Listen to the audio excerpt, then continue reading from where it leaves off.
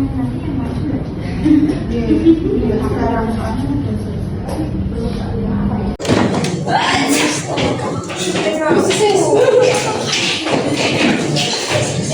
bisa dimulai. Sebelumnya, Assalamualaikum warahmatullahi wabarakatuh. Sebelum melaksanakan pembelajaran, sebaiknya kita berdoa terlebih dahulu agar ilmu yang kita dapatkan pada pembelajaran hari ini bisa bermanfaat dan mendapatkan barokah pada masa depan kita nanti. Ketua kelas bisa memimpin berdoa. Waduh, siap. Doa mulai.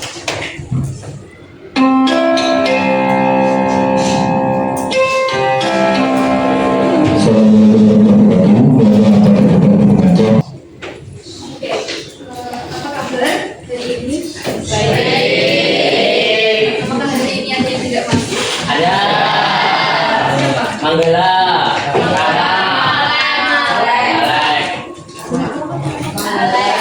Sakit? Siapa yang sakit? Semua sakit. Oh, yang karena jalan itu.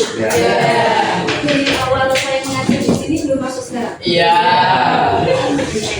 Kemarin kan kita mempelajari tentang perkembangan ekonomi digital. Apakah kalian masih ingat tentang materi itu? Siapa?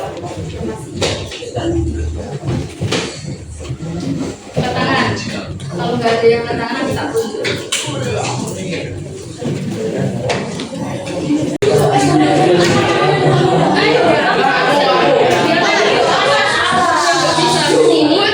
Pembayaran menggunakan e-wallet. Bisa. Masuk. Nanti masuk. Oh, sini benar.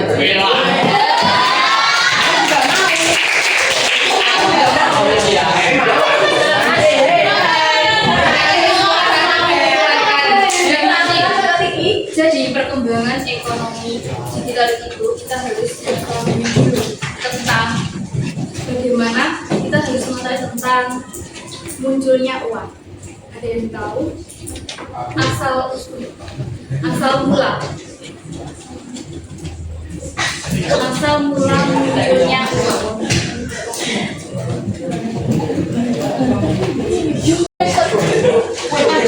Misalnya sudah mengetahui belum kalau pada sejarah itu Indonesia pernah alat tukarnya itu berupa kerang dan money. Jadi Indonesia pernah melakukan alat tukarnya itu kerang dan money. Sudah.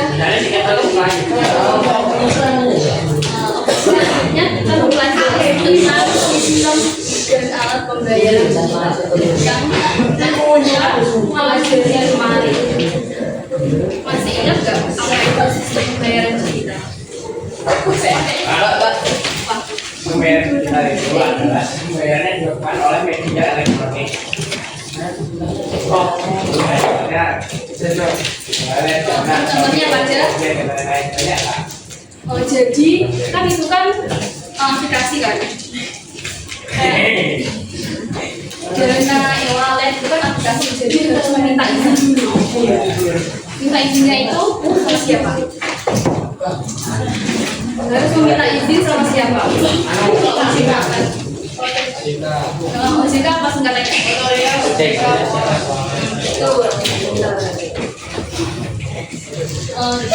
Sudah paham kan sistem pembayaran tadi? Sistem pembayaran tadi kan cara pembayaran dengan cara transaksi. Ada jenis transaksi, ada sistem pembayaran itu apa aja? Ada jenis transaksi pada sistem pembayaran. Tunai dan non tunai.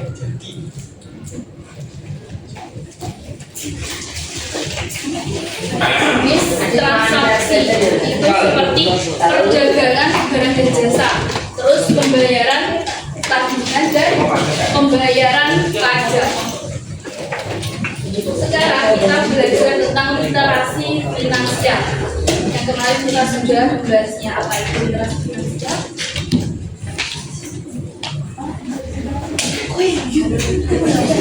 Kemarin Ya, Literasi finansial itu literasi remaja kita tentang cara mengelola keuangan supaya secara bijak biar nggak boros. iya.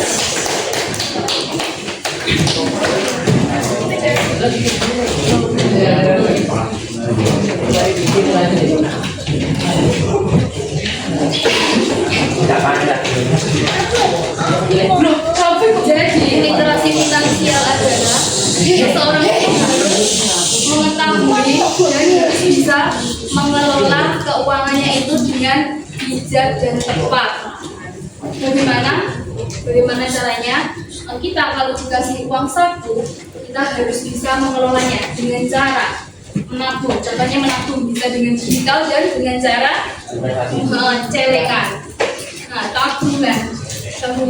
Kalau celengan kita bisa memasukkan sisa uang saku kita itu di dalam itu. Nanti kalau digital kita bisa membutuhkan alat untuk pembayaran yang lebih fair dan lebih mudah digunakan. pada zaman dahulu itu alat tukar menukarnya itu apa? Alat tukar. Contohnya emas atau barang-barang berharga yang lain. Sudah ada. Sudah ada.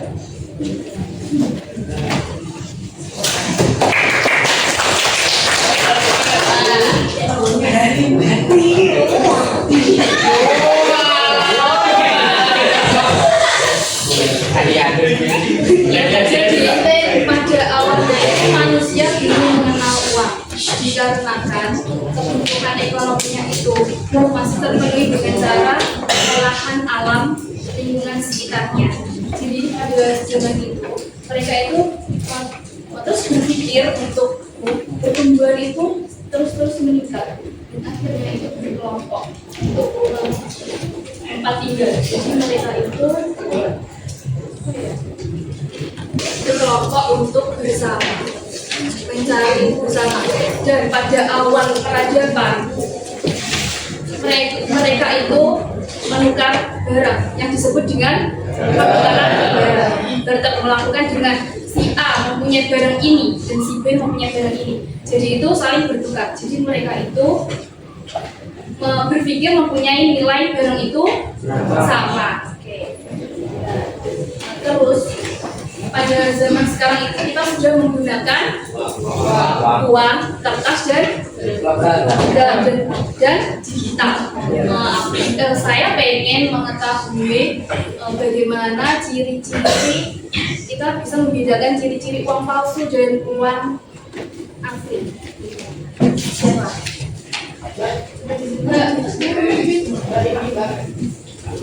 Mau mana?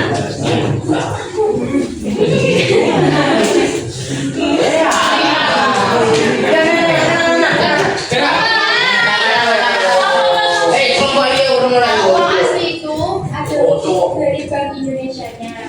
Terus kalau di Sinar Mimpi itu ada ciri tersendirinya. Biasanya itu ada di putih-putihnya ini ada kayak gambar orang pahlawan. Ya, berarti dilihat dulu, terus diraba.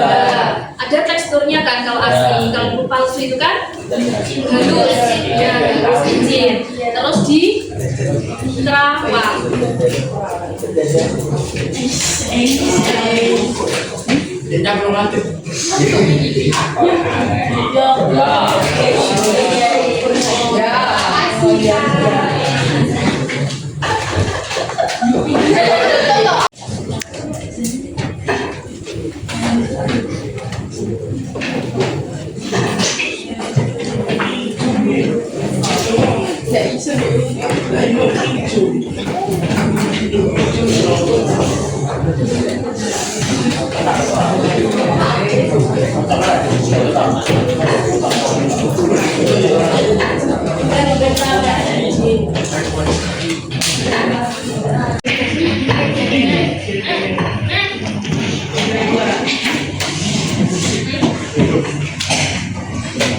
Baca dulu, baca. Ini ada soalnya. Kalian cari tahu bagaimana cara pemerintah. Kamu cari jawaban itu di sini. Terus ditempelkan. Kan ini ada double tick. Kalian buka.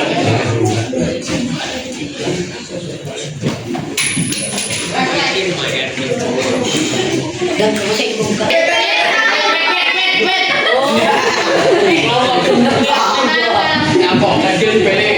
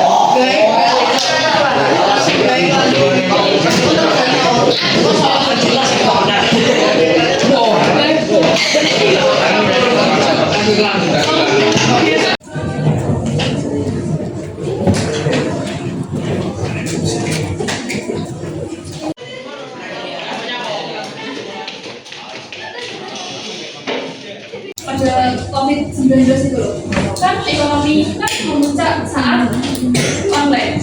Soalnya kan tidak boleh keluar rumah, jadinya kan bisnis secara online.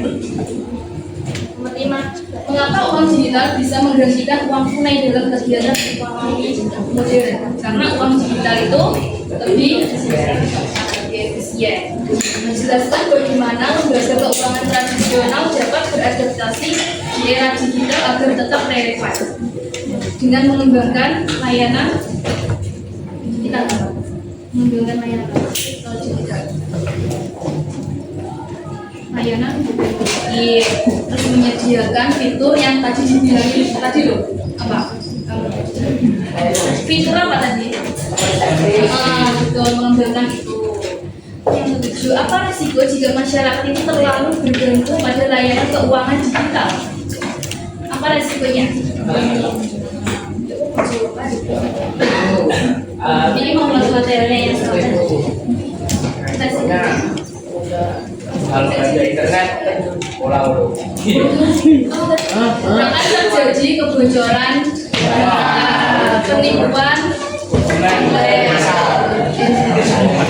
bandingkan kelebihan dan kekurangan layanan keuangan konvensional dan digital.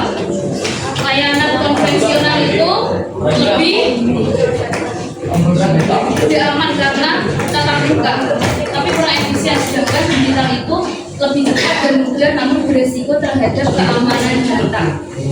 Ketiga, bagaimana sistem pembayaran digital membantu pertumbuhan UMKM di Indonesia? Pembayaran digital memudahkan pelanggan membayar dan memperluas pasar UMKM. Jadi tinggal klik untuk bayar untuk meningkatkan penjualan dan kepercayaan konsumen. Yang kedua, mengapa keamanan siber menjadi faktor penting dalam transaksi ekonomi digital? Karena semua data dan uang itu tersimpan secara online, sehingga perlu perlindungan dari peretasan dan penyalahgunaan data. Jadi kalau ada OTP itu nggak boleh disebar. Jika Jadi.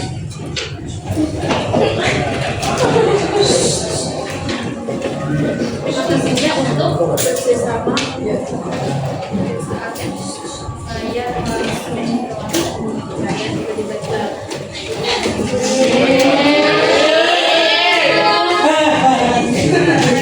pembelajaran hari ini juga bisa bermanfaat bagi kalian yang saya ajarkan. Jadi beberapa yang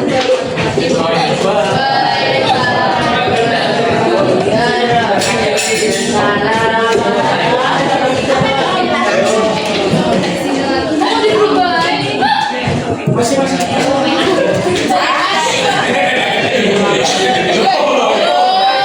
warahmatullahi wabarakatuh. Waalaikumsalam warahmatullahi wabarakatuh.